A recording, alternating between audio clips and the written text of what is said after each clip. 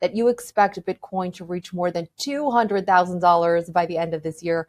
Are you still optimistic that could happen? And what are some of the other factors that would help catapult Bitcoin to that level? Yeah, we still are holding by that prediction. I think that's how the market is setting up. When we look at the market, Talia, we see a structural imbalance between the demand for Bitcoin and the available supply.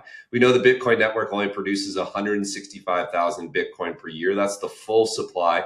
And we see demand from ETFs, which are pulling in hundreds of thousands of Bitcoin per year. Corporations, as we discussed, also purchasing hundreds of thousands of Bitcoin, and governments purchasing, in our view, hundreds of thousands of Bitcoin. As the structural demand supply imbalance plays out in the market, it's exhausting the available supply. We think we're close to breaking out to new all-time highs. And when we do, we think, the market could run all the way up to 200,000. It would help if the US government announced net new purchases of Bitcoin for its US strategic reserve.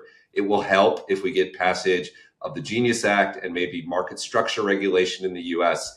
But even if those things don't happen, we think the demand from institutional investors and corporations and governments around the world are enough to lift this market much higher. It is just a fantastic setup for Bitcoin right now, with worries about the dollar, growing institutional demand. I think it's going to be a fantastic second half of the year.